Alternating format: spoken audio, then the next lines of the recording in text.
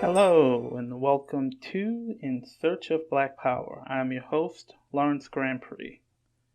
Joseph Biden, in his recently announced infrastructure bill, included $4 to $5 billion for community programming theoretically designed to address community violence. In the COVID-19 era, we have seen a spike in shootings in many major metropolitan areas around the country, and there is real demand for grassroots organizations for funding to address the root causes of violence. If you go to the website for the coalition that is formed to advocate for this money to go to some of the grassroots organizations, fund peace, you'll see folks like Steve Kerr and Kamau Bell and well-known activists like Tamika Mallory all rallying around this federal investment in different localities around the country. And when I actually looked at the bill for the infrastructure for the parts relating to violence prevention, I was pretty stunned that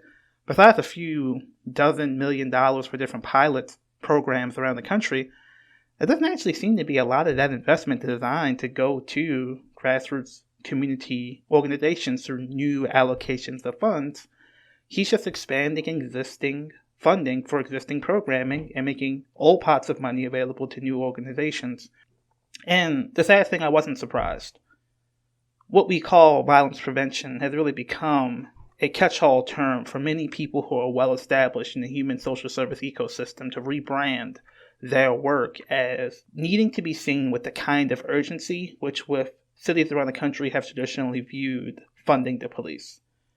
So in the era of so-called defund the police, these existing human social service entities have, with some exceptions, largely rebranded their existing programming to call itself violence prevention and open up a new pot of money, but more importantly, a new pot of social capital and credibility to their approaches. There are specifically designed interventions for violence prevention, things like Cure Violence out of Chicago, which is being replicated around the country, that do good work in terms of preventing retaliation by actually engaging brothers in the street. But for years, we in the community here in Baltimore City, long plagued with a violence epidemic, have wondered, what are the larger structural factors engaging violence? What are the solutions our community has indigenously come up with over decades? And looking at the people who run many of the nonprofits who call themselves the leaders in violence prevention, it's pretty stunning that very few of them look like the people committing the violence.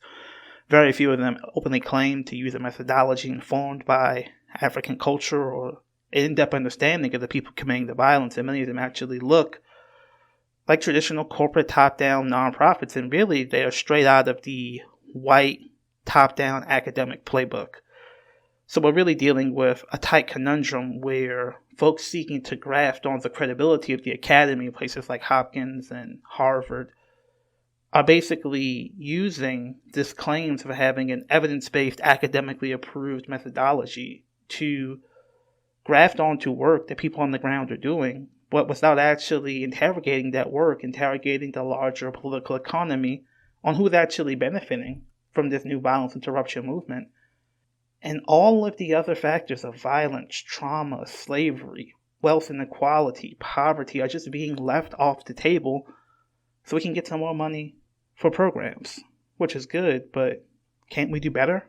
This talk was really 3 or 4 years in the making, so please excuse it for being long. Also, consider this part 2 of what I meant to get to last year, pandemic disrupted my plans. Part 2 of the so-called public health hustle that I've been teasing by calling the original podcast Part 1.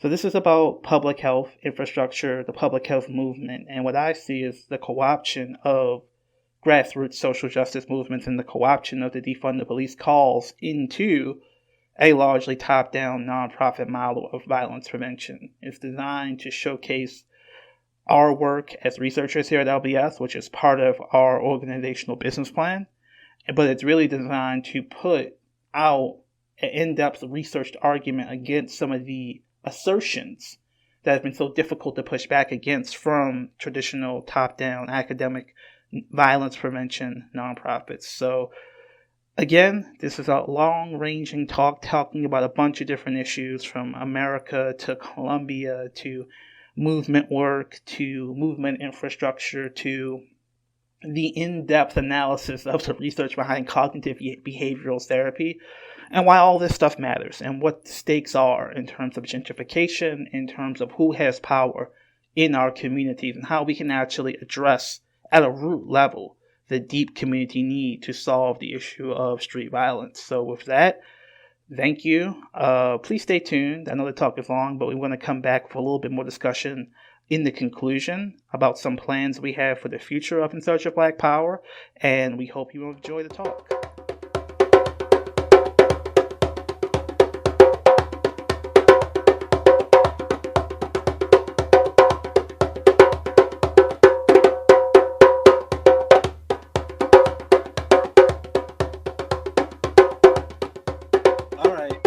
Thank you very much. Glad we've been able to get started basically on time for all my attempts to keep the presentation shorter. I've realized, and I've been researching this stuff for about 5 years, and that this talk actually hits on a lot of different things. It hits on politics, research, youth development, criminal justice, defund the police, international relations. And I'm going to try to weave all that together in roughly an hour. But the larger impetus of the talk was to explain to folks the role that research serves at LBS in our methodology. LBS is not a nonprofit. We do a lot of advocacy work, and part of the idea is that we are able to make money off of fee-for-service contracts that are not people paying us to do nonprofit advocacy. So one thing that I do as director of research, in addition to generally facilitating and assisting with research campaigns, with research and doing advocacy on different issues like cannabis legalization, built on that research, is also do research for different entities, different foundations, different individuals, and bring our methodology of the research we use to do our work to other people who want to use that methodology. And that allows us to fund our organization on a fee-for-service basis without taking money directly to do the advocacy. So you don't want to advocate for what a foundation wants to pay you to advocate for. You want to get money to be able to advocate for whatever you want to advocate for based on the research you do. And this talk is largely designed to explain why that is so important. And I wanted to pick an issue that shows our research methodology and allows us to talk about one of the most important issues facing our community, which is violence. A lot of people are talking about defund the police, and there's this fallacious assumption that there is a dichotomy between talking about how to address the violence in our community and talking about defund the police. This talk is designed to show that you actually have to do both at the same time. That should kind of be obvious, but for some reason it isn't. And let's just get into it. Tried my best to include everything that needed to be included.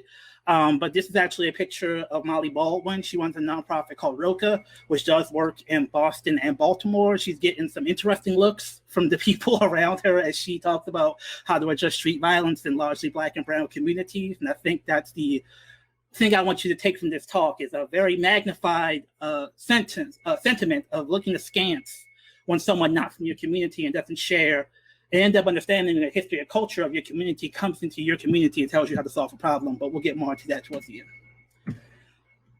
So basic theory of research. So research is political, and research tends to function on the industry of research that OBS is a part of as a for-profit entity. We're trying to do our own role in relation to this research game, this research political landscape. So research is political. There are these think tanks like the Center for American Progress, which is a liberal think tank. This is the Clinton think tank. And they do all these policy papers, and all these smart people do all these promotions that are usually centered on social justice, but within a free market framework. And they do battle with the conservative think tank. So, of course, that's the Heritage Foundation. Both of these are multi-billion-dollar foundations, and they have nonprofits. They have what you could call a thrivalry. So they pretend to beef with each other, but in reality, they're basically taking the same political assumptions and applying different ways to view them. For example, take Obamacare. Obamacare comes from the Conservative Heritage Foundation. It is a free market, pro-business, pro-health industry view of healthcare that the Center for American Progress takes up and tries to spin that into a left-wing progressive campaign. And they battle with each other. They have, basically fake rat beef. But all the time, they're going to conferences. They're getting paid to do all this research, and they're trying to influence policymakers with the research they do. So we try to intervene in this dynamic, and I'll give you a specific example. So this is a report done by Human Rights Watch and ACLU which talks about the toll of drug criminalization in America. And this is what researchers tend to do. They get brought in to do a gig. So Human Rights Watch and ACLU, they may have done this report, but oftentimes they will pay someone from the outside to come in and consult or actually do the research for them. And they'll take this report to conferences. They'll fly all over the country, obviously pre-pandemic, talking about we have this new innovative analysis of the harms of criminalization to do things like advocate for drug decriminalization. I'm not saying drug decriminalization is a bad thing. What I'm saying is that what we try to do is what they want us to do is they want to go to someone like LBS and say, here's what you advocate for, the stuff in this report. And you go to your state house and advocate for the stuff that we want you to advocate for. We want to say no and say, we're not advocating for what you want us to advocate for. We'll do our own research, come up with our own policy proposals. And if you want us to help you do that research, pay us to help you figure out what you should be telling people to advocate for. So for an example, I'm actually doing research on a research project on drug decriminalization. And one thing I realized that I'm very happy I did not advocate for the version of drug decriminalization that the report told me to advocate for, because their report was using the Portugal model. And the Portugal model has this drug decriminalization methodology that in my research I found was basically a replication of drug courts. And if you know anything about drug courts in America, it's that they basically replicate the same punitive anti-Black vision of criminal justice that they were supposed to solve. And this Portugal model is being praised as the most progressive model for drug decrim. And to me, it just looks like a new drug court. I haven't heard anybody say that. I haven't seen that in the research. And that's why I do research, to be able to find stuff like this out so that I'm not stuck advocating for the Portugal model because I need the money to do an advocacy contract. I can get paid to do the research and tell Human Rights Watch or ACLU, maybe you should rethink the Portugal model because that might just be a new drug court. So that's the idea.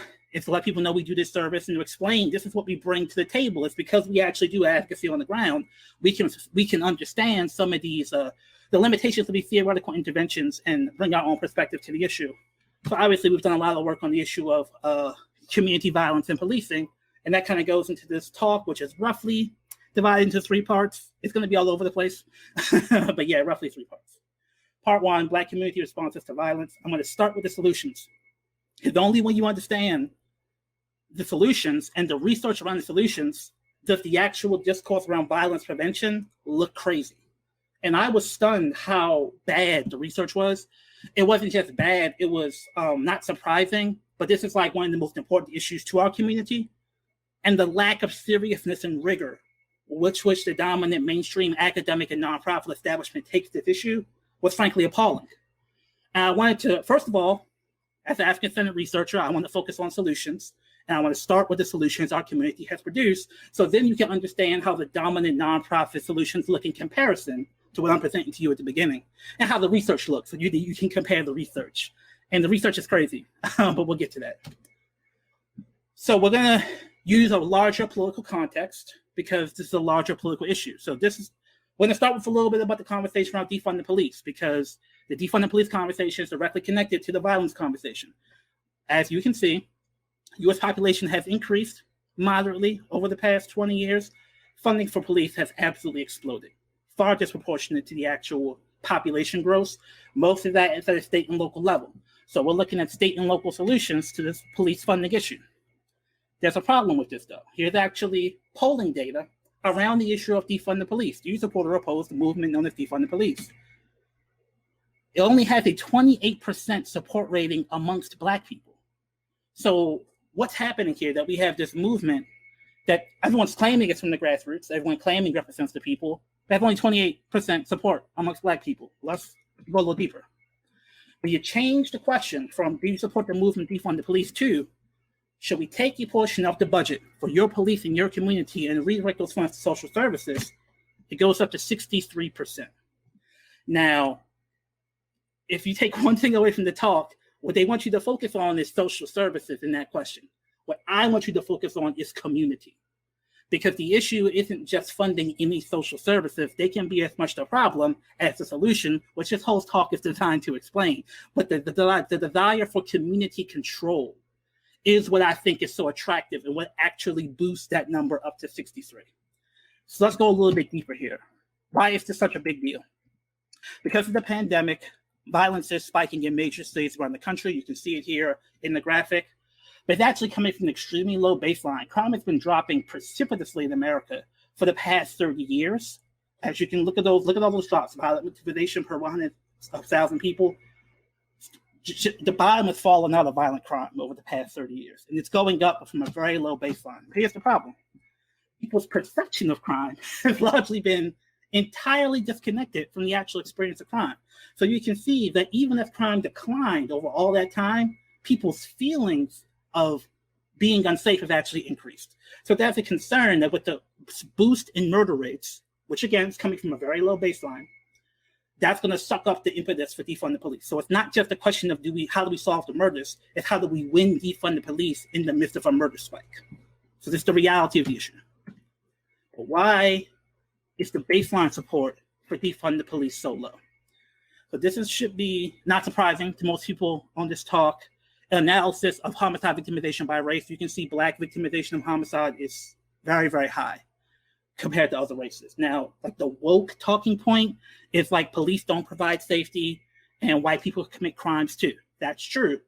But working class Black people in urban areas, they see this in their lived experience. People they know are dying.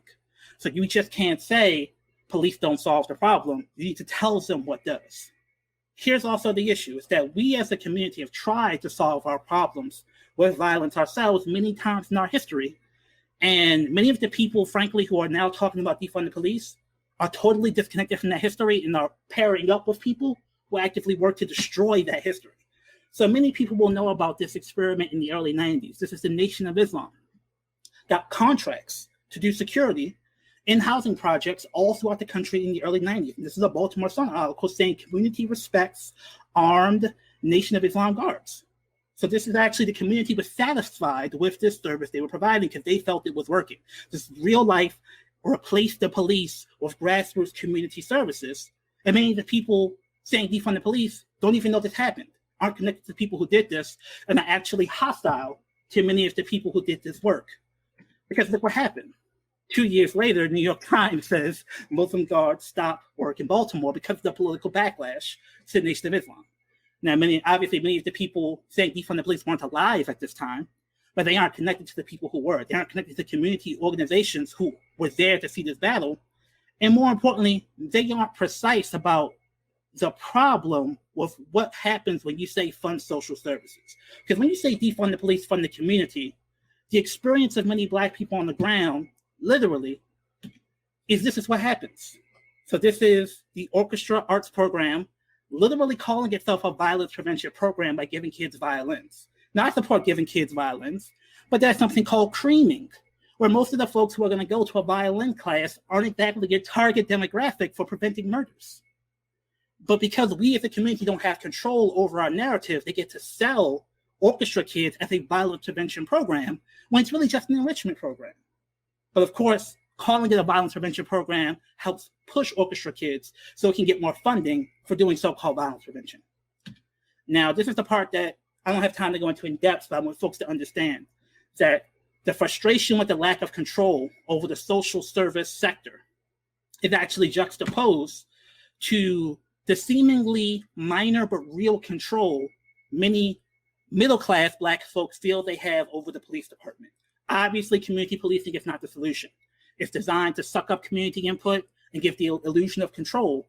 But there are times where police have to go to community associations and get yelled at, get screamed at. They have to know those folks' names. There's a degree of actual democratic political negotiation between the cops and some of those folks in the community. Not all of them, but some of them.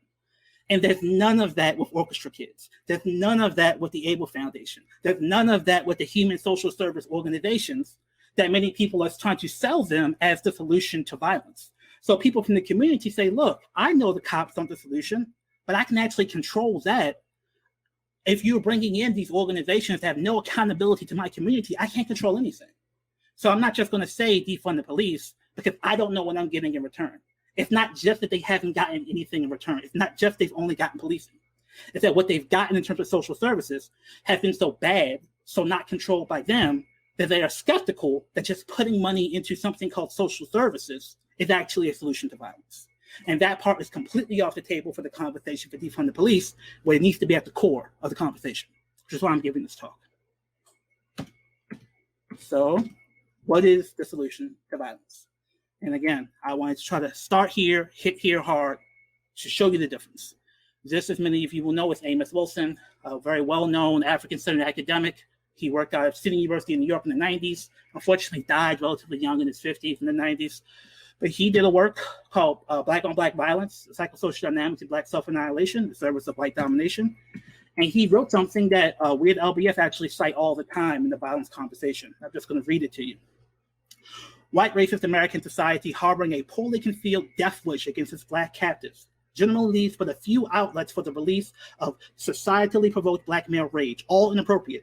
They include the abject suppression to oppression, neurosis by drug or religion, deliberate ignorance, upending, unrewarding protests, futile sub-rosa grumbling over compensatory status striving, criminality, and homicidal attacks on other Black males or on himself, suicide. Having internalized white racist values and attitudes, having been possessed of his injected white racist demon, the suicidal African-American blames his victimized self. Identified with his implanted alien spirit, he harbors a death wish against the victims of white racist oppression, amongst whom he himself is numbered. Looking at the world through jaundiced white racist eyes, he sees the enemy, and the enemy is himself. So that's Dr. Wilson arguing that the murder epidemic we see in Black communities is the externalization of a suicidal impulse. And this person is dismissed as a quack, as a hotep, as someone who did not do much empirical research. Well, he wasn't funded to do much empirical research. And frankly, I said this was a good, useful analytical frame, but the empirical reality of it, I was skeptical of. Then I saw this. So let's look at the actual ratios of homicide to suicide in male ethnic groups. In the white community, for every one white male homicide, there are 5 white male suicides, a 1-to-5 ratio. In the Black male community, for every 1 white male suicide, guess how many Black male homicides there are? Same 1-to-5 ratio. And that comes from Mark Rosenberg in 2013. And when I saw this, of course, the first thing I thought was Amos Wilson. But most people who listen to NPR aren't thinking about Amos Wilson, so they don't know the implications of hearing him talk about this. So actually seeing the ratio of white male suicide to Black male homicide is the beginnings of empirical proof for this powerful reconceptualization of how we understand violence in our community. As the externalization of that internalized self-hatred, the solution is to deal with that self-hatred and produce productive outlets to restore a sense of value in self. Similarly, this, of course, is Naeem Akbar. He is a still living professor at Florida State University in the psychology department. He talks about the needing to embrace the notion of resistance as a positive pro-social adaptation, as opposed to pathologizing it and seeing it only as the antisocial adaptation. So the desire to strike out against your oppressors is natural and productive. So let's give folks productive outlets for that, as opposed to pathologizing that, which, spoiler alert, I argue most violence prevention programming actually does. But again, I'm a researcher. I look at data. Effects of 2 prevention programs and high-risk behavior among African-American youth, a 2004 article, primary researcher Brian Flay. Let's look at the data. So these are 2 African-centered interventions juxtaposed to a non-African-centered intervention done longitudinally over many different years with a cohort of middle school students numbering in the hundreds. This is a large sample size, control group compared data test for African-centered interventions. And what does it say? For boys, the SDC and SCI, the African-centered interventions, significantly reduced the rates of increase in violent behavior by 35 and 47% compared to HEC, the non-African-centered intervention. This is what you rarely see this. I've only seen this once, which shows you the lack of ability for the academy to respect this knowledge base. An actual comparison to not just nothing as the intervention, but a non-African-centered program teaching essentially the same information. And this is the distinction in results. This is incredible. This is an incredible evidence-based proof of the theory from Akbar and Wilson. But it's even better than that. The effect of our program may be understood because of its design of our control conditions. We want to design the placebo attention condition that would include providing some of the same attention to the students of the SDC. We probably erred on the side of making the HEC too similar to the SDC. and that the HEC included some of the same skills as the SDC. That means that the HEC may have been more effective than a standard placebo attention condition. If so, this would mean our reported results underestimate the actual effectiveness of our programming. So what did all that just mean? It actually shows an African-centered methodology. So they actually did a control group, but they said, I don't want to give them nothing. I want to give them the same information. And they actually basically made the control group too good. I would argue probably because they didn't want to leave those kids with a crappy program. So they actually made the control group, the HEC, essentially similar to the SDC and the SCI. And that actually shows why the results weren't even more in favor of the African-centered programming. And I think that just shows you a real African-centered research methodology of caring about the youth in your study, to not want to give them crappy programming, even if when it makes your results look better by comparison. So this is what actual African-centered research looks like when you care. And then we're going to show you the research being presented today about violence prevention. So some more analysis here. We have to go to the macro, not just to the micro. This is a fantastic book called Black Power at Work, talking about the importance of minority contractors who did construction in the 60s and 70s. So there's this huge movement, because they were excluded from the unions, of Black minority contractors building skyscrapers, getting money for urban development, and building hundreds of buildings all over the country, employing thousands of people despite being frozen out from the credit markets, despite being resisted by the racist unions. And people view these folks essentially as conservative Black capitalists. This book really explains the reality of that they were actually building with revolutionary movements in Detroit. They were arguing for fundamental reinvestment on a massive scale in the Black community. They were politically organized, and they were also arguing for essentially a fundamental redistribution of wealth through investing in folks like them. Their biggest opponents were actually the unions, because these are Black folks independently doing a business, not union work. They were actually resisted by the unions. Of course, the credit agencies did not want to give them loans. And Nixon, as opposed to embracing them with his so-called Black capitalism, Nixon actually, of course, threw them to the side because he thought he didn't need them anymore after the white racist union hard hat rebellion in the 70s. So what does this mean?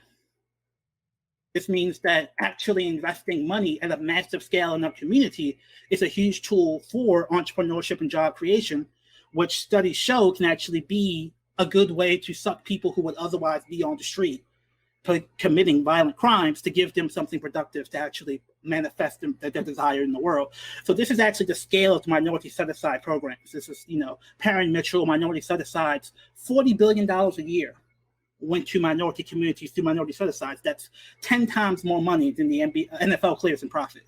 That's just how big that program was. That wasn't just some random Black capitalist slush fund. That was employing people on the ground, giving people jobs, and potentially keeping people from murdering each other. So this is empirical research done by Karen Parker, remember that name, on the crime drop that I showed you before.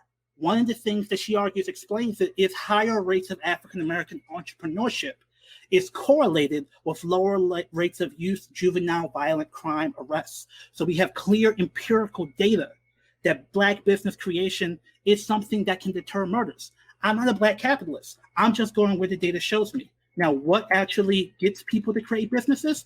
Minority set-asides. This is from David Blanchflower, professor at Dartmouth, Minority Self-Employment in the United States and the Impact of Affirmative Action.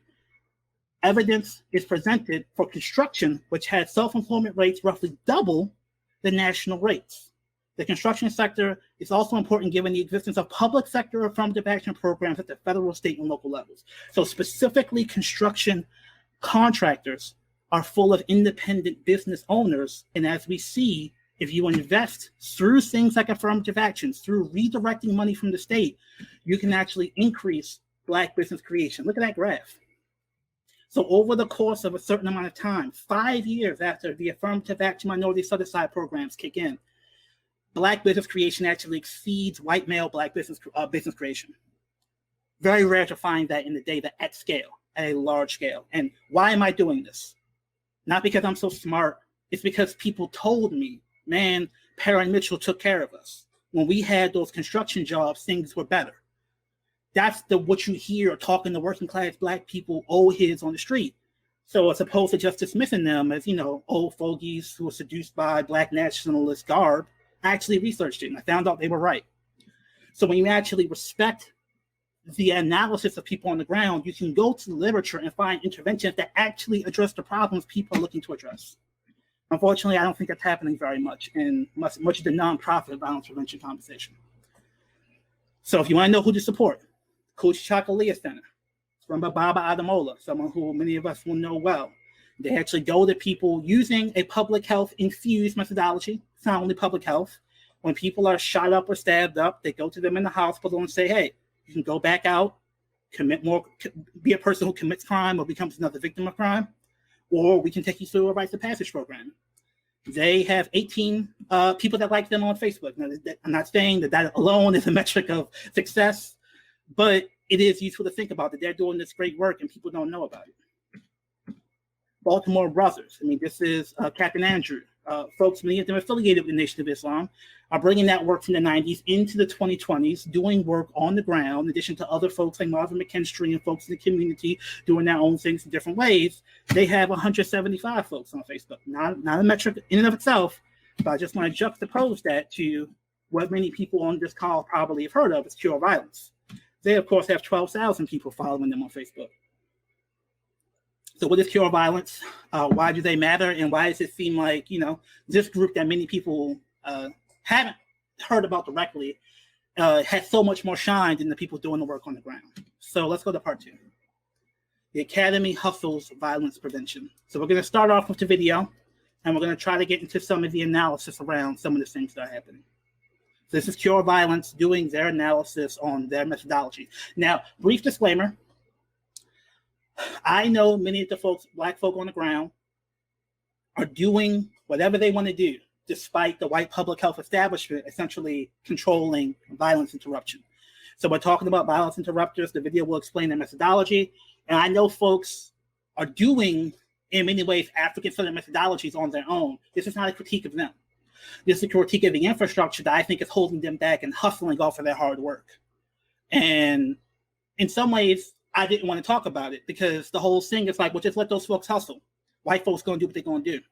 But actually reading what these folks say they're doing and knowing how wrong it is, I really think we have to understand it. The folks are building an industry off the hard work people are doing on the ground. And we have to understand how that's happening, why that's happening, be able to explain the ways they're trying to co-opt things like defund the police into this work, and be able to explain what the difference is. So let's start by actually seeing how they describe what they do at Cure Violence. Violence doesn't happen one case at a time. Violence doesn't happen one case at a time. One act of violence leads to another, and another, and another. It spreads like a virus. When one person becomes infected, it can spread to the whole community. The way we're currently trying to reduce the spread of violence is expensive. People are still dying. What if we looked at violence differently? What if we treated it like a contagious disease? Some cities are doing that right now, using violence interrupters. People trained just like health workers who treat epidemics. They find the source of the violence and intervene with non-violent solutions. They look for those who have been exposed, who are at the highest risk, and they help change the behaviors and norms that allow violence to spread. The results are amazing. When this was first started in one community in Chicago, shootings dropped by 67%. New Orleans went 200 days without a murder. In one Brooklyn community, the program resulted in an entire year without one shooting. And it's not just in the U.S.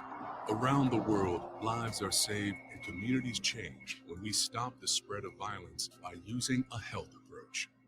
Together, we can cure violence. Learn more and take action at takepart.com/violentyear. Okay, so that's a lot. Very high production value. And it's intuitively hard to argue against. Who can argue against stopping violence? But if you just listen to the rhetoric and language presented, you can get some of the inklings of what I'm talking about. It's like we need to change the norms. Like the norms themselves are disease, not the people suffering from oppression.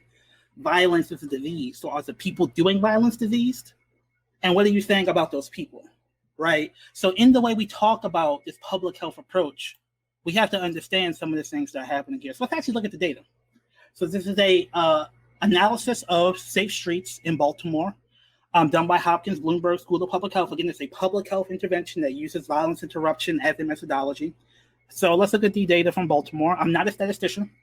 I'm not vouchsafing that all my analysis is perfect, but I'm not stupid either. Right? So let's actually look at the data. This is the McElderry Park neighborhood. And this starts in 07 to 09, no murders.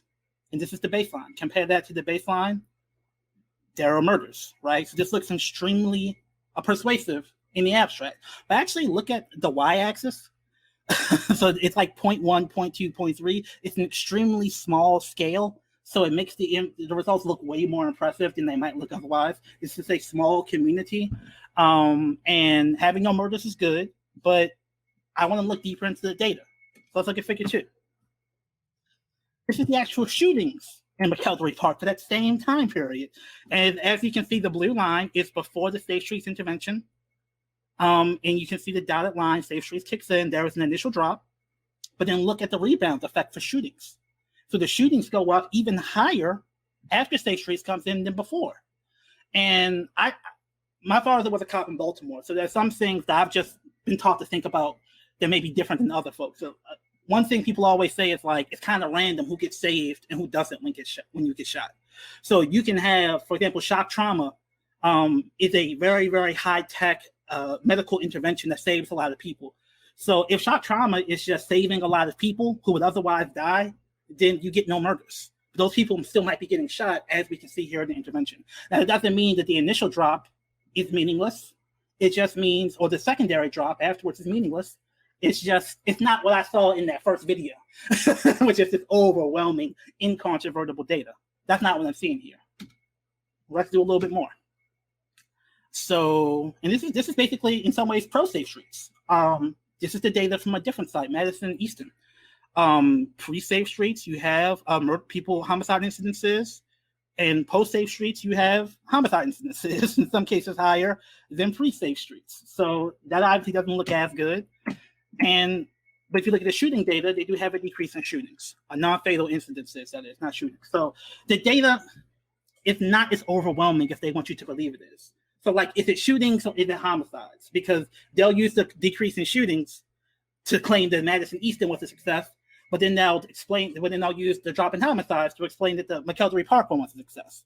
So which one is it, right? So what I know is that other places, like Cherry Hill, have had really, really good results, but that in many ways was despite the Hopkins public health infrastructure, not because of it. It's because folks in the community who had organic buy-in with those folks in Cherry Hill, and they really bought into the program as a community. In some other places, you bring it in, it's just another program. So they're selling it like it is their public health approach, which is making this stuff effective, when in reality, it's just the community buying in to doing some of the work that we talked about with the Nation of Islam, that we talked about with the program in Chicago, in addition to Safe Streets. Safe Streets wants to cure violence, of which Safe Streets uses their model. Cure violence seems to want to make you believe that it's just them. That's just not the case. Data doesn't show that. Another example of the problem. So I talk about this a lot because I think it's very demonstrative of the pathologization within the model. So this was, emphasis on was, something called the call-in, where they basically bring everyone together and they say, look, we know that you are violent people. You just got out of jail. If you don't put your guns down and go right, we're going to toss you into the jail. But if you go straight, we're going to promise you to get you connected to services and jobs. So this is like the carrot and stick approach that they use, like from, behavioral psychology. The Harvard people are really into this. And to me, if you understand anything about what Amos Wilson just said, this is absolutely ridiculous. If you've internalized a notion of deviance and people come to you saying, I think you're a deviant, people are going to lash out and say, okay, you think I'm a thug, I'm going to prove that I'm a thug.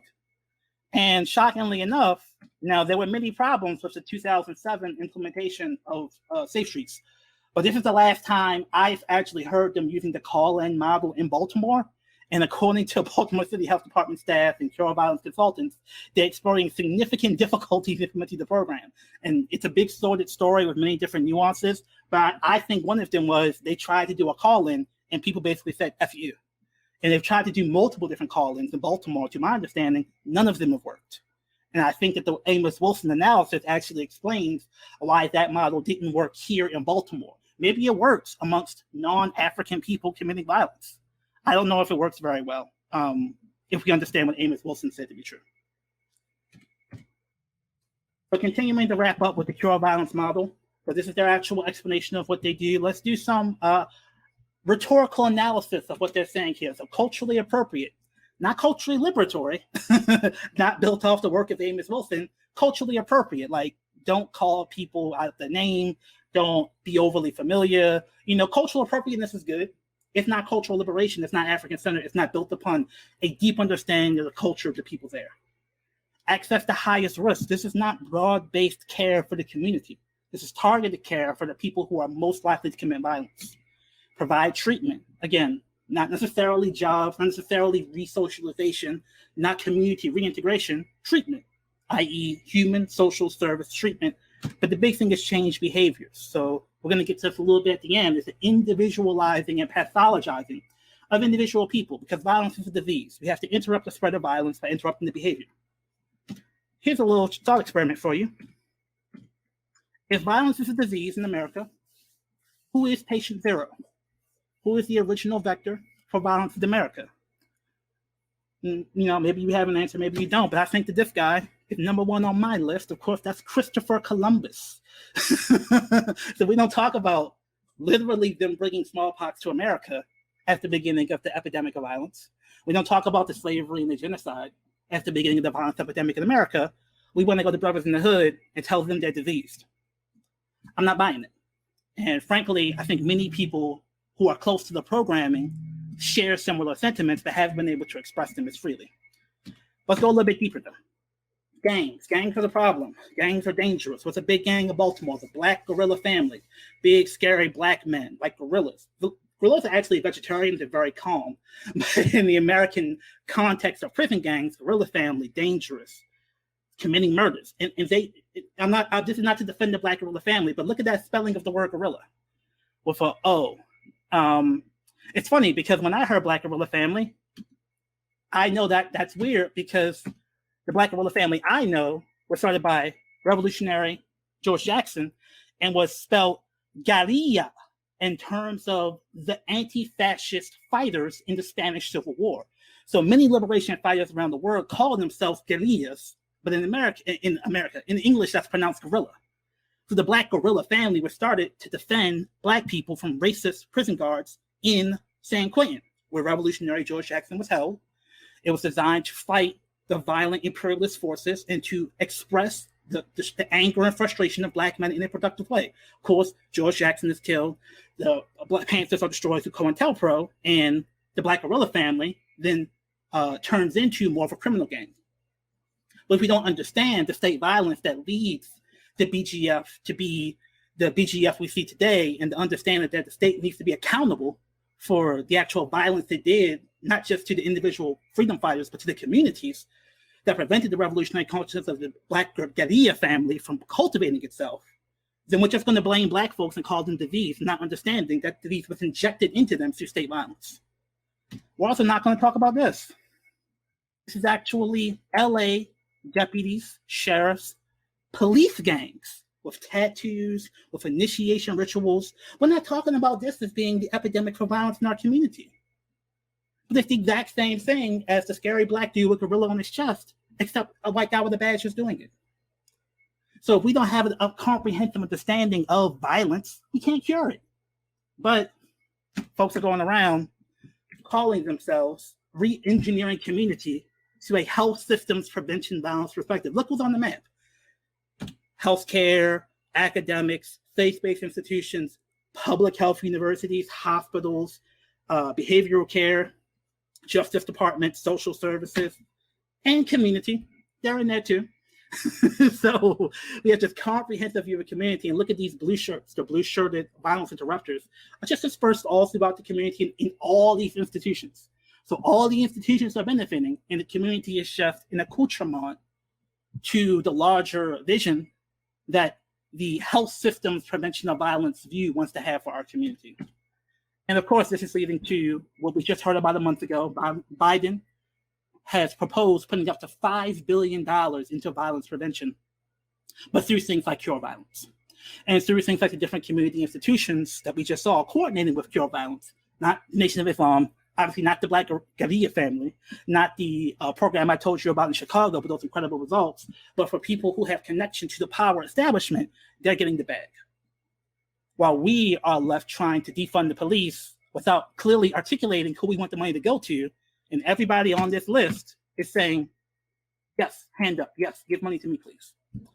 And this is what happens when we don't have a research base that's actually emancipatory and built in the experiences of working class Black people to be able to prevent that co-option from happening.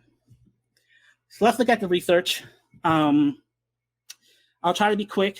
This stuff can be dense, but I'm not doing it to show you the research. I'm showing you the political economy behind the research, right?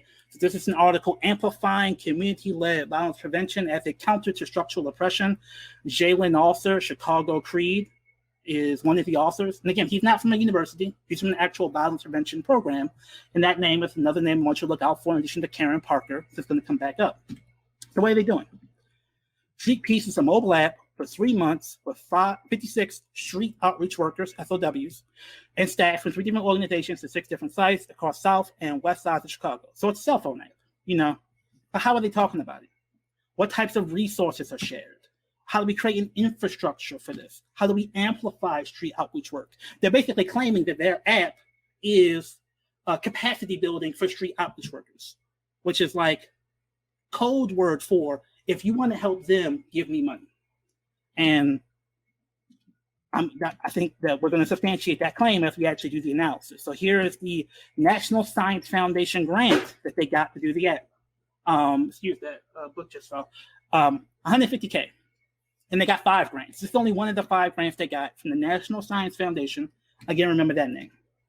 And this is the app. I've actually done a little bit of app design. It's not easy. But remember, this is $250,000 for this app. And, you know, doesn't look very impressive, but that's not necessarily here nor there. But so let's go a little bit deeper. 48 people actually installed the app, and they developed the app for Android only. So they got $250,000 for the app you can only use on Android. I'm not saying it's easy to put things on iPhone. I know it's hard to sideload stuff, but if you gave me $250,000, I'd probably get an app on iPhone, right? I'd probably have more than 46 people using it too. That's a small data size compared to the 600 people we saw in the data set from Chicago when they were doing the African Center Youth Program. Let's actually continue to look at the data. This is the actual, these are pseudonyms, and these are the actual people posting. It's like 5 or 6 people doing most of the posting. And they're all like in their 60s. So I'm sorry, but it just feels like you've recreated boomer Facebook for street outreach workers and called yourself doing emancipatory political work. So this is actually incredibly damning in my perspective for the actual value of the app, because like almost all the engagement is done by 6 people of your 48. But of course, they're not going to spend it that way. Here's what they say. Funding enables street outreach workers to do their prevention and healing work, which counters the harmful practices for traditional policing. Street outreach workers are frequently underfunded, yet criticized. Suggests that the Street Peace app has the ability to document their work to demonstrate their efforts to outsiders, including potential funders. So again, we're talking about demonstrating for potential funders, but think about it like an Android app. The Android apps are free because they monetize your data. I argue that academics are doing a very similar thing with street outreach work. They want to collect the data so that they can continue to argue, hey, these people need support. I got $250,000 to do an Android app. How about I give me $500,000 to do an iPhone app? And then I got to do the databases, and I got to do the user interface, and I got to do the privacy protections. And it adds up to millions and millions of dollars of that $5 billion Biden is trying to allocate.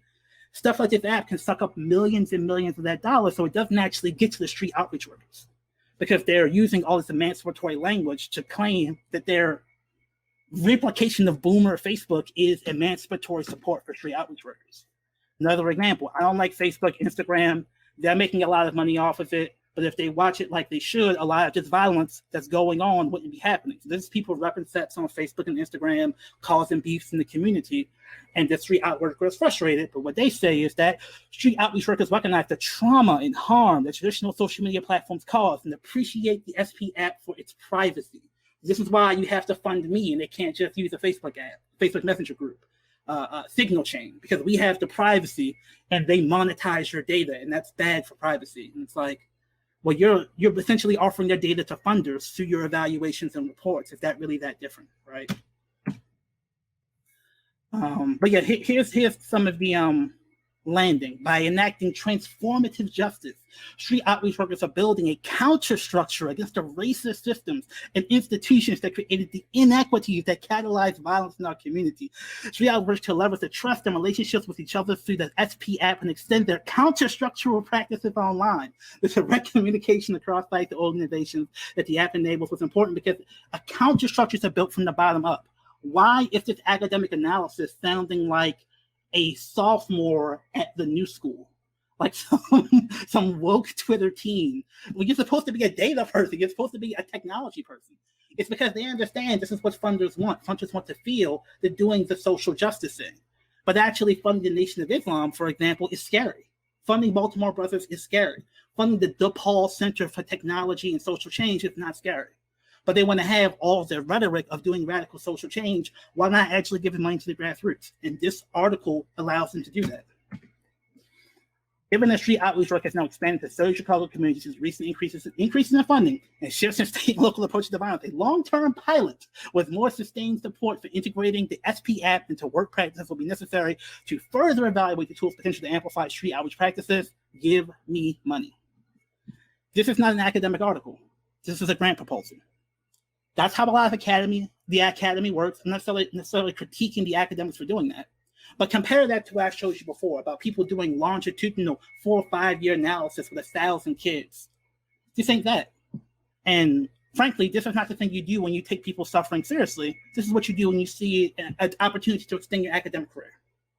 So let's go a little bit deeper. Because unfortunately, this just keeps happening.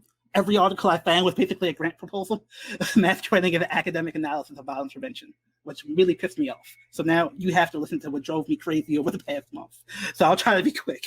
Artificial intelligence and inclusion, formerly gang-involved youth as domain for experts for analyzing unstructured Twitter data. So what does all this mean? What's going on? So this data set contains the last 200 tweets of 279 users from neighborhoods in Chicago with high rates of violence. These users are chosen based on communication with a seed user, Lucretia Barnes, and the top 14 communicators on Twitter network. Lucretia was a self-identified gang member in Chicago before her death in April 2014. So this is one woman who died in a gang-related murder, and they're analyzing her tweets to see if people are using Twitter to basically do gang activities. So first of all, the fact that somebody died, I feel like should be more the focus here. It kind of feels like hustling off of people suffering. But everyone who tweets at a gang member is not a gang member. Gang members are our friends, our cousins, our family. People like to play online. So the idea that you're analyzing this Twitter set, like all these people are gang related is not doing gang activity or at the core of driving violence in a community. Also, even in 2014, I don't feel like real gangsters were using Twitter. They're using IG, they're using other stuff. And one person in one data set, they're building the entire academic theory based on one person in one data set. That's not, to me, super sound academic praxis. Let's see what they talk about. So they're actually taking slang tweets and basically decoding them for academic establishment to basically claim they have some magical algorithm to detect who's saying what in gang code to like the tech admin so they can report it and they can track people potentially doing violence online. But what are they actually catching? What are they saying? So let's actually look at what the tweets say. If you get caught, just never snitch. One day you're coming home, one honey. So you actually have to interpret this for an academic audience. The person is saying if they get caught doing an unlawful crime, there's no point in telling on the next man because eventually you'll be released from jail and face the repercussions for having told. This person is speaking from prior knowledge, which is why he is using the 100 emoji. So two things wrong with that statement. First, the assumption that the problem is repercussions, that we're going to hurt you for snitching. That's part of it. But the other part of it is that there's a code that says we're all doing dirt together. So if we're all doing dirt together, selling drugs, why are you snitching on somebody else when you were doing the same dirt they were doing? So it's a code of honor and respect, and just a recognition that isn't necessarily always meaning I'm going to retaliate against you for cooperating. So they're projecting violence onto something that might just be like, hey, it's real messed up that you're a hypocrite. Also, the 100 emoji is not personal experience. Like, it kind of is, but it's really not. 100 is like, I'm keeping it 100. I'm totally truthful in my statement. That's not necessarily personal experience. It's just I know what I'm saying is true. So even their so-called academic interpretations of street slang, I don't buy it.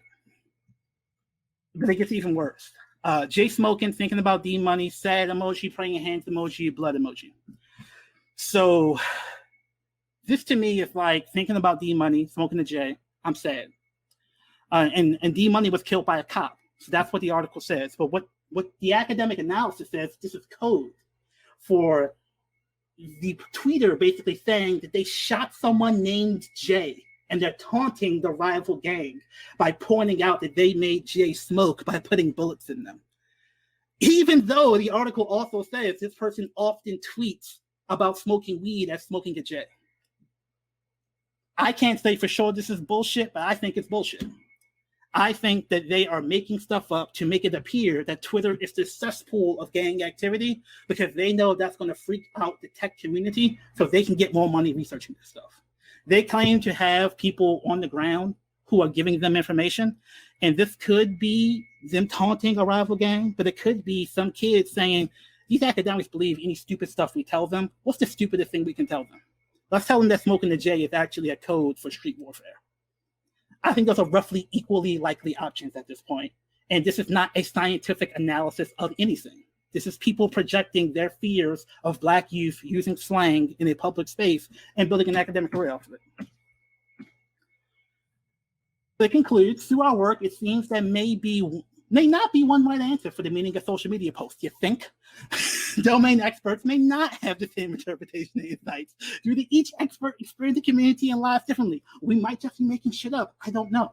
This makes it challenging to measure domain expertise and the expansive or narrow nature of insights from domain experts. However, the complexity of social media communication can only be uncovered through the involvement of people who have knowledge of local culture, language, and changing nature of community climate.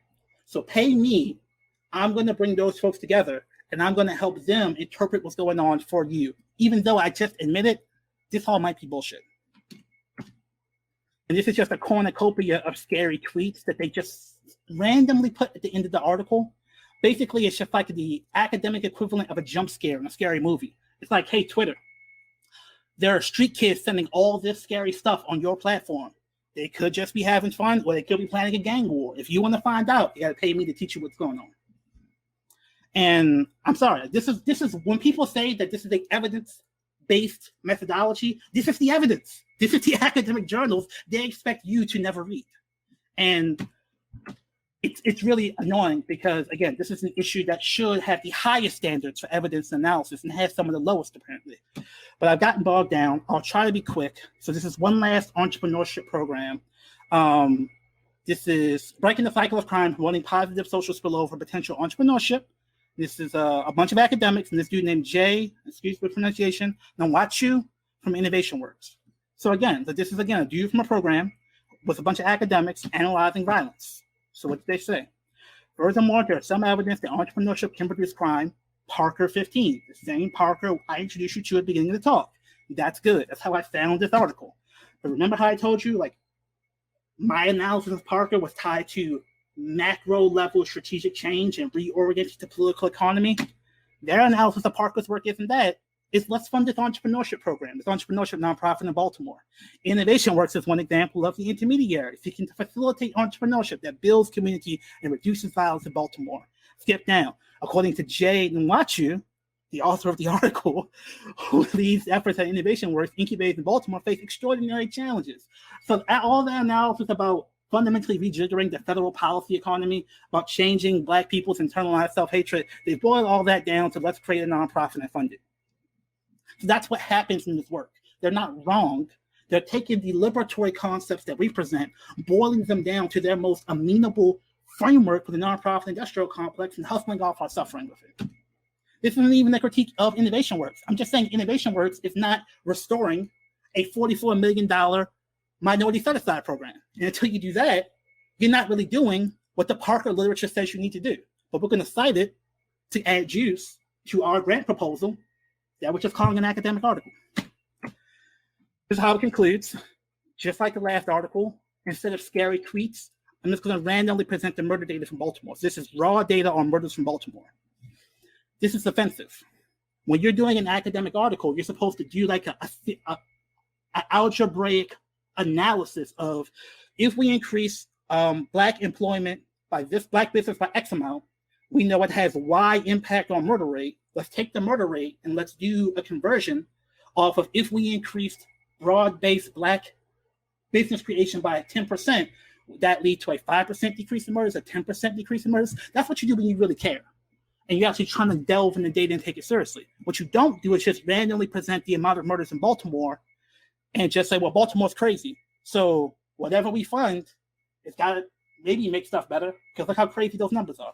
This is the same thing we saw before. At the end of the article, I'm just going to scare you with the murder rate, and that's going to add juice to my article.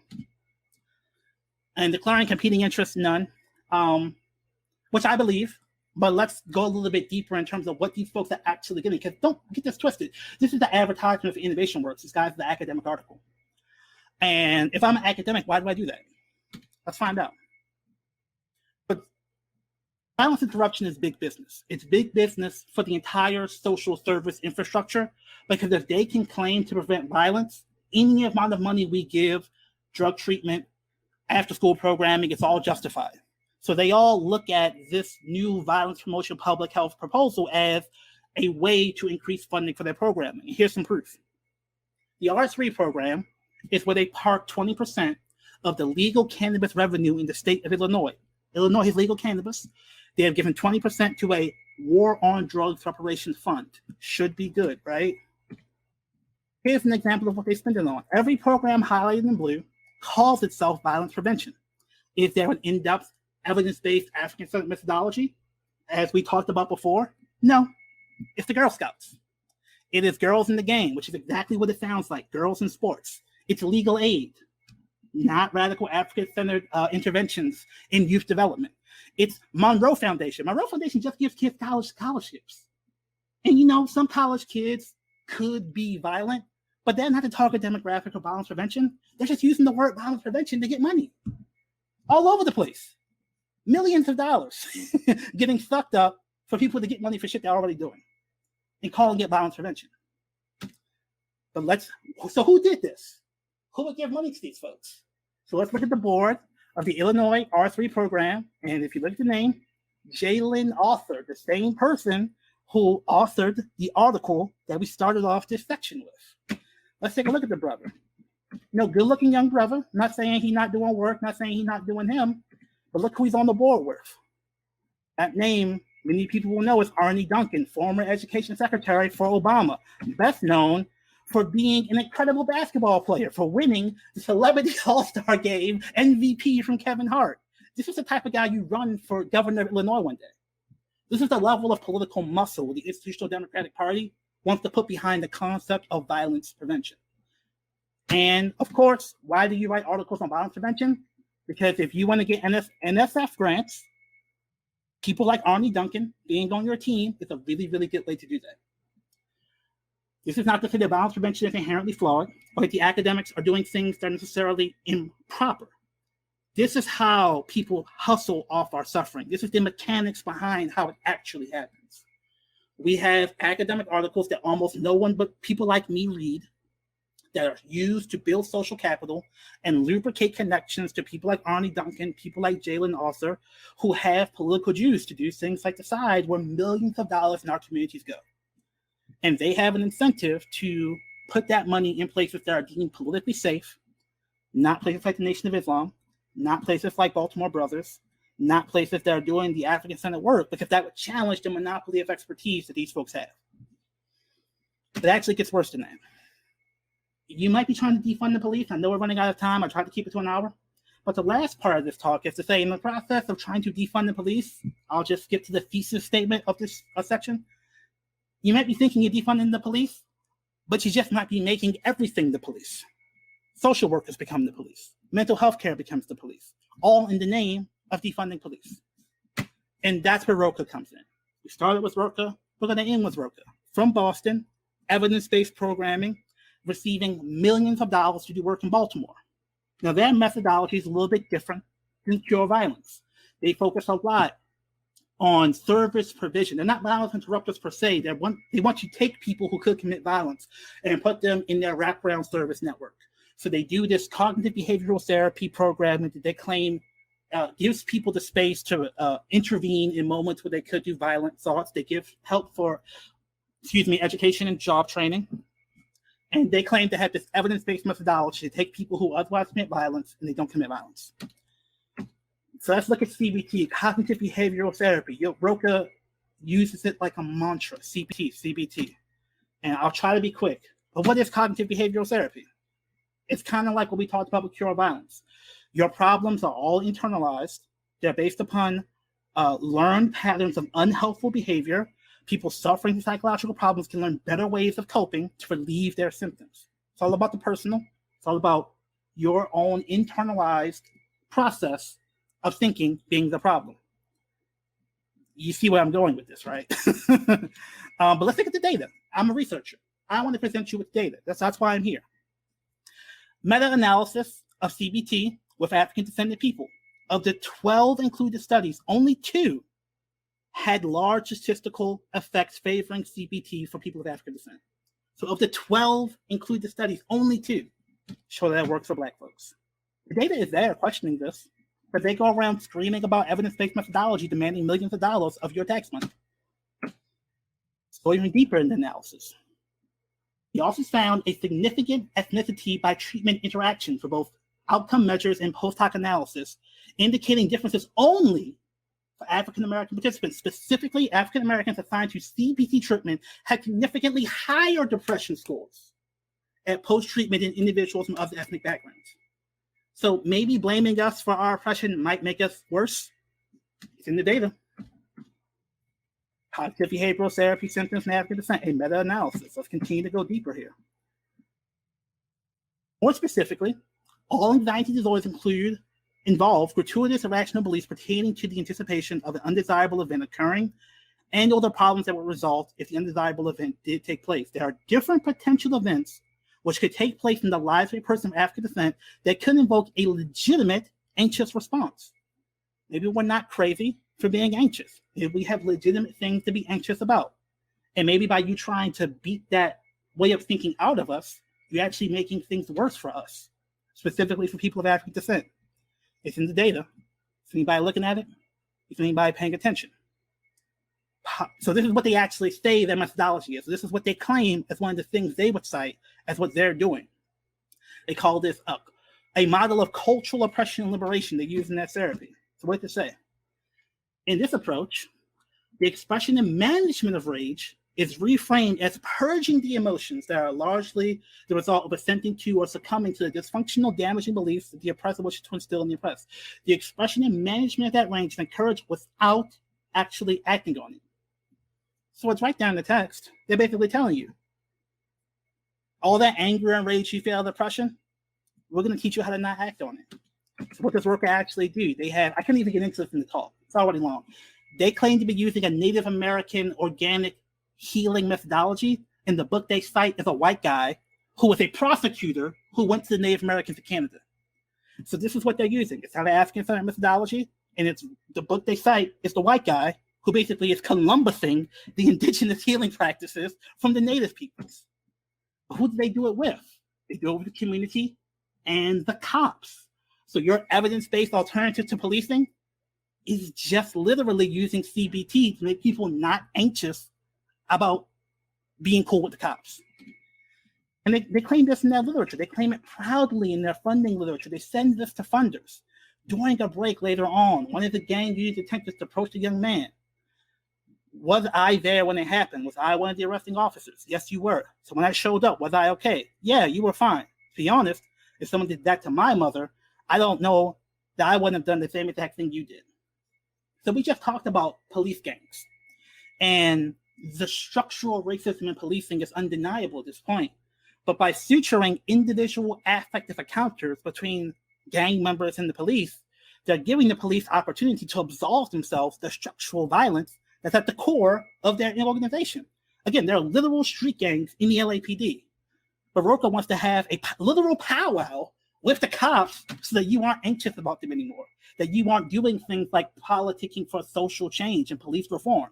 They literally say their methodology is to make you cool with not doing that, so you don't feel anxious anymore. How do we deal with the data? They keep beating us over the head with these data-driven metrics. 85% of young men come to Rocha with a violent record, 4 out of 5 ending crime. How do you can't argue with statistics, can you? Yes, you can. So if you actually listen to when Rocha talks, they say that recidivism is assumed in their methodology. So the people they bring in do get rearrested. They just don't get charged and convicted. And why is that? It has nothing to do with the treatment they give those people. We know for a fact, with the study I presented to you earlier, we as a community could produce equally good results if we had the money. But they have connections with the DA. They have connections with the state's attorney. So when a Rocha person comes up for sentencing, everybody knows if we can get this person off, let's just give him back to Rocha. Because what Rocha is doing is essentially allowing us to present a positive veneer on what is essentially still the police and surveillance state, but having the police and surveillance state look like a kinder, gentler social service state, that's better for everybody. So having Rocha do it means that we don't have to worry about the Nation of Islam doing it. Having Rocha do it and them essentially suturing community relations between the police and the cops, and they do circles with the cops for healing and whatnot, having them do it means we don't have to pay people from the community who could actually produce more structural political change if we paid them to do it. So it's good for everybody. Look at the people who fund Rocha, Arnold Ventures, the people who did the spy plane, Whiting Turner, construction companies. I'm going to skip a couple of slides coming up, but the idea is that the people funding Rocha are totally fine with gentrification. But they know that old school war on drugs beat black folk on the head policing. Young, knowledge economy, educated white folks, they don't want that in their communities because they think it might produce a riot. And it makes them feel bad as good white liberals. So they need a form of policing that they can live with, that actually allows them to feel good about what's happening in their community. And Rocha essentially allows them to feel good because it's framed as social services. I'm just going to skip a lot of this. I've given this analysis in other talks. I will actually talk about this. So this is actually Camden, New Jersey, the so-called city that abolished the police. And they basically brought in a lot of Obama nonprofit policing experts to redo the police department.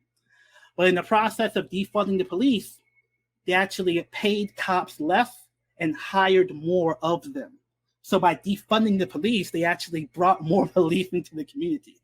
But the point is, in this article, and I'll just go back to the citation real quick, what disbanding the police really meant in Camden, New Jersey, it was part of our gentrification campaign. Camden Rising is Camden's redevelopment plan, created by powerful non-Camden residents aimed at attracting young white professionals to move here. The shift in governing power over public services, including education, housing, economics, and public safety, from Camden's predominantly Black and Latino residents to county and state officials. In 2013, the creation of the CPD was integral to the Camden Rising redevelopment strategy of recasting Camden, long viewed in local and popular media as dangerous, as now safe. The argument is that what the rebranding of the CCPD meant in Camden is essentially what Rocha is for Baltimore. It allows them to rebrand essentially a program for the police as an alternative to policing, but it's something that they can sell to businesses and young knowledge economy folks as we're not doing the old school wire style policing. We're doing something kinder and gentler that we can sell you is going to prevent murder, because Rocha has the stamp of Harvard as an academic institution, right? So I'm just going ahead and skip to the grand finale, which is, let's look at this map again. If we actually understand this map through everything we've talked about, it actually kind of feels like the people in blue are like surveilling the community. It actually feels like they're almost hoarding and getting the people in the community into these institutions. it almost feels like, and again, this is not what brothers on the ground want to do or are doing, but what they want them to do, what the model is asking them to do, is essentially just be cops. But instead of sending them to jail, we're going to hoard them into the clinics that do CBD. We're going to hoard them into the public health infrastructure because we all make money giving those people services. We all make money by expanding the public health infrastructure as the alternative to policing. So they talk about wraparound services. Again, this is the classic symbol for hate, a house, the snake symbol.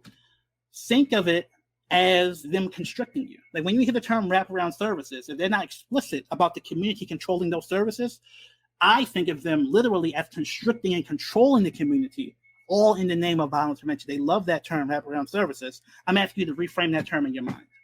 But here's the kicker. Don't take my word for it. This is Roca, in their own words, on a talk with Harvard on reimagining public safety about how they actually implement this methodology. So I'm just going to play 1 minute of this talk and just hear what they say.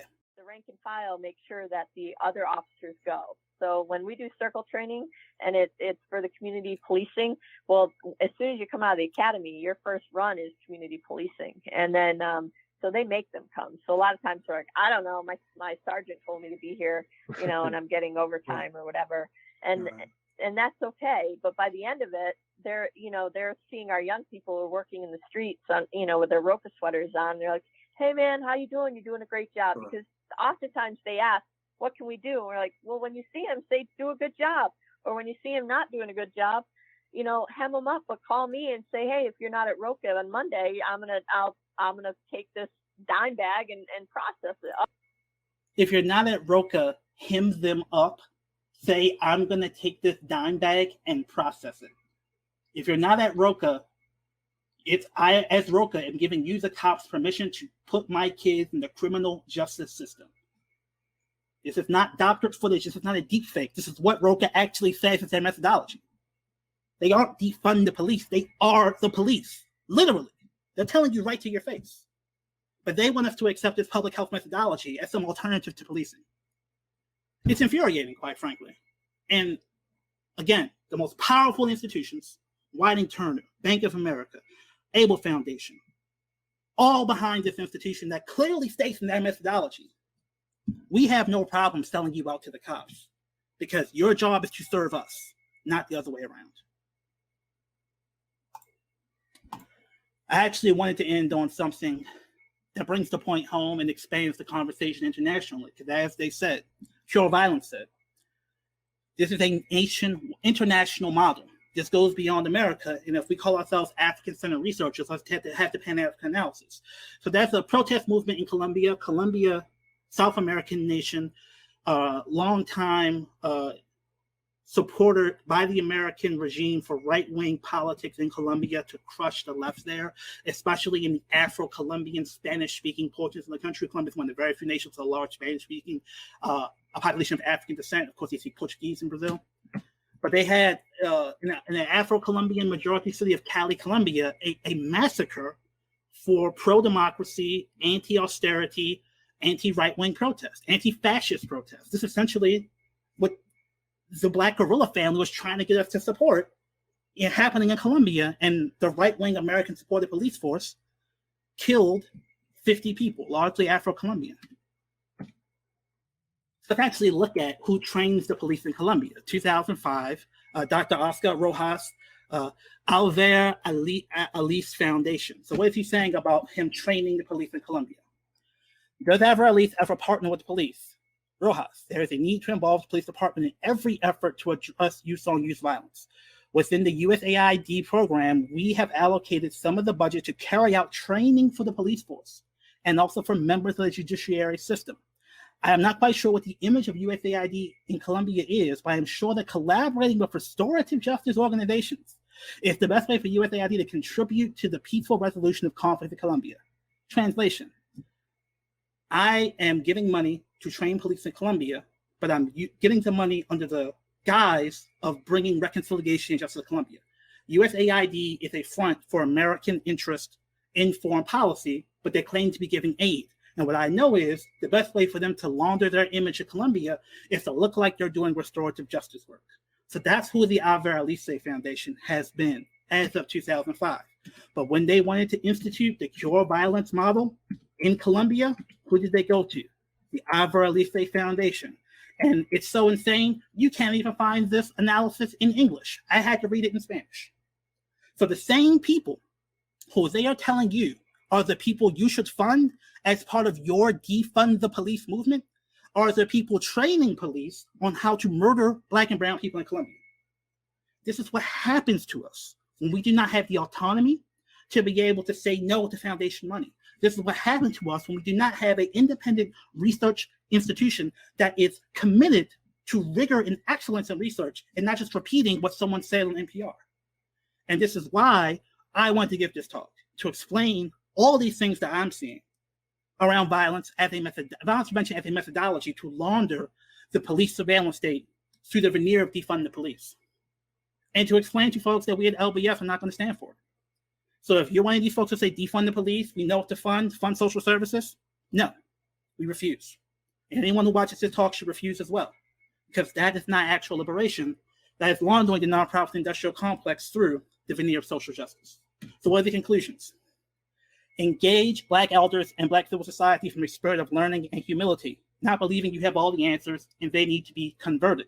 This goes back to the Black folks at the community meetings where they may go to the community policing meetings. These may be Black folks that own homes in West Baltimore, and they may be like, I don't know about this defund the police thing.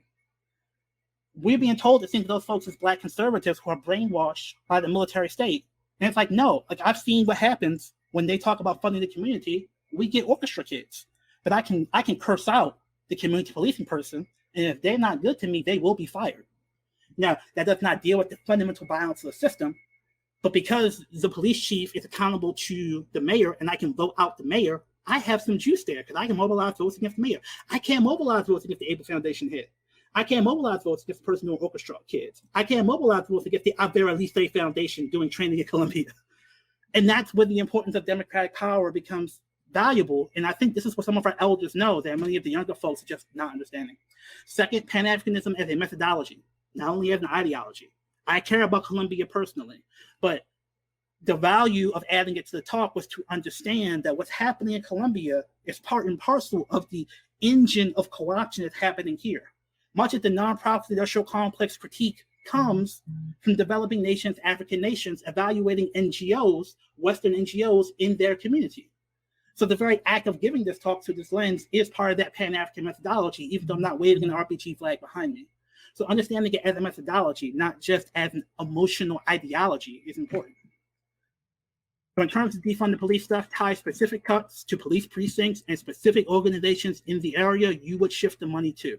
So don't just say social services. Say, we have 300 patrol cops in the Western District. They make $70,000 a year. Get rid of 50 of those people on the ground. Take that $50,000 in salary and put it into Baltimore Brothers, because that forces the people in the community to make a choice: 50 patrol cops or Baltimore Brothers, not general defund the police and general social services. Because if you have the second one, they're going to be like, I don't know. But if you have the first one, it's like, okay, I know Captain Andrew. Oh, I know Baba Adamola. Oh, I know the people at B360. Oh, I know people who actually do work, and if I could get them to work with these brothers in the streets as opposed to the cops, I would support that.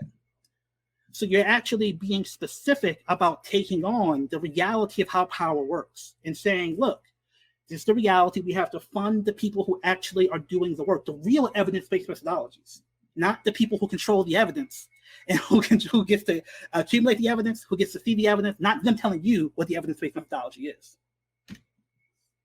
Look beyond the police budget. Vigorously defend local control of resources and ensure funded programs reflect what the community deems best practice to prevent the repeat of R3, i.e. real reparations for the war on drugs and cannabis through cannabis legalization. We're going to legalize cannabis in Maryland pretty soon. They want to basically replicate R3 here in Maryland, and I've been telling them, no, I'm not going to support it.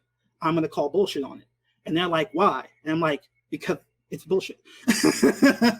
And I'm giving the talk to explain the largest theoretical implications behind that analysis. Because I've seen who they bring on. Because when they call bullshit in Illinois, they say, no, Jalen Austin's a good dude. He works on the street with brothers who commit violence. You calling him racist? And that's how they get you, right? They strategically place certain people to launder the white power, i.e. Arnie Duncan's crew, behind the process through the face of someone like Jalen Alston. And that's not any individual person being evil. That's the inertia of white power and white supremacy controlling our institutions. So if we're not very explicit about resisting that, we're just going to get people doing their same BS, calling it violence prevention, and trying to get access to reparations money. And that's why we have to be specific about when they legalize cannabis, send that money to the local level, as opposed to keeping it in Annapolis. Because they did in Illinois, they kept it in Springfield, the state capital. And the people in Chicago are too busy fighting over the crumbs in places like Evanston, no offense, to focus on the bigger piece of the pie that people like Arnie Duncan's crew and Jalen also are divvying up to their buddies. And this is how they get us with the bait and switch approaches, because everyone knows about what's happening in Evanston, this beautiful reparations program. That's $500,000. They have $100 million sitting in a bank in Springfield, with Jalen Alston and his friends divvying that up, and we're not even paying attention to it. That's not disrespect to the people who worked hard on what the reparations program in Evanston. That's an understanding of the reality of scale and power, and saying we have to fight hard to control our resources at every level. Champion research into alternative methodologies, building evidence and theory base to shift academic hegemony away from Eurocentric theories, practices, and institutions. When I did the research on African-centered youth interventions, they did a meta-analysis and they found only 10 articles that were peer-reviewed have actually quantitatively evaluated African-centered interventions. Now, there are a lot of college theses on African-centered work. There are a lot of individual people who talk about the value of it, but the actual meta-analysis yielded only 10 quantitative empirical analysis of the impact of African-centered youth development programs. That's not an accident. That is the power of the people behind Cure Violence, behind ROCA, being very intentional in saying, this is who we believe should be the hegemon of expertise in this industry, and we're just not going to fund your program. Like if you want a National Science Foundation grant, you're not going to get it for the program in Chicago. You're going to get it for doing the app for the street outreach workers, because that fits within their political economy. But that's why we have to be avert about resisting that inertia and demanding those resources go to actually evaluate our programs. I'm not afraid of numbers. I don't love them. As a researcher, I'm not afraid of quantification. I'm not afraid of evaluation. I just need to know that we actually are evaluating what the community wants evaluated, not what the nonprofit industrial complex wants to center in our evaluation process. Finally, and thank you for sticking with me. This was longer than I expected, but I had to get through all of it because this talk drove me, researching this stuff drove me crazy, and I'm hoping it's driving you as crazy as well. And it's the last point, is that you need to attack the ideological infrastructure of the nonprofit industrial complex just as rigorously as you attack police budgets. ROCA proves they are one in the same. I mean, again, just listen to what she said on her talk. Hem them up, process the dime bag. And that's fine. That's fine. Because Whiting-Turner was fine with that. Because that's another tactic they use to lock you into their social service network. And as long as they can continue to do TED Talks and spin what they're doing as an extension of defund the police movement, the white gentrifiers and the POC gentrifiers that moved to Baltimore will just support it. Because in their mind, it's all better than being in jail. It's all better than people dying in the streets, which in their mind is the only alternative. So we shouldn't just resist ROCA. We should defund ROCA, and we should defund white supremacy. Now, individual foundations, they can do whatever they want. I don't have no democratic control over them. But our tax dollars, the millions of tax dollars that go to things like ROCA, I view that as the exact same thing as the police budget. And I'll say it. And some folks can't say it because they're taking money from the same people who give money to ROCA. And that's just a reality.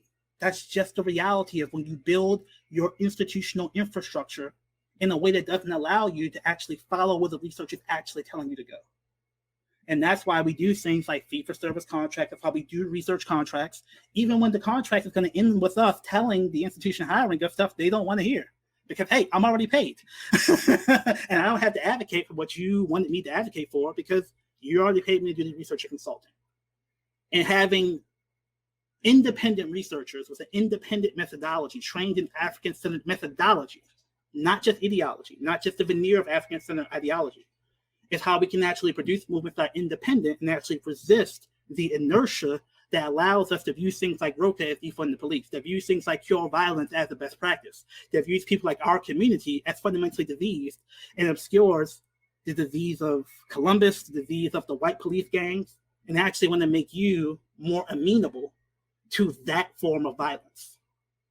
And I know this is a lot, and it might be frustrating to hear in terms of, oh man, this is the stuff I thought was going to make it better. It might be making it worse. That's how white supremacy works. And to a certain extent, I feel a sense of hope that it's just so clear that this is the hustle, you know, that once you actually get a chance to expose it, you don't have to be beaten down by the numbers they throw at you. You can have a framework to interpret them and just say, hey, you have those numbers, I don't trust them. Show me your data. And if you don't understand it, send it to me. Or send it to folks in your community and say, what are they doing here? I don't trust it. That's fine. It doesn't make you anti-science. It doesn't make you anti-expertise. That makes you demand that you control how you determine expertise. And this is our community and our tax dollars. We need to continue to demand expertise that takes our suffering and our pain as seriously as we take it. And hopefully we can build institutions like LBS, God willing, that continue to serve that function for us.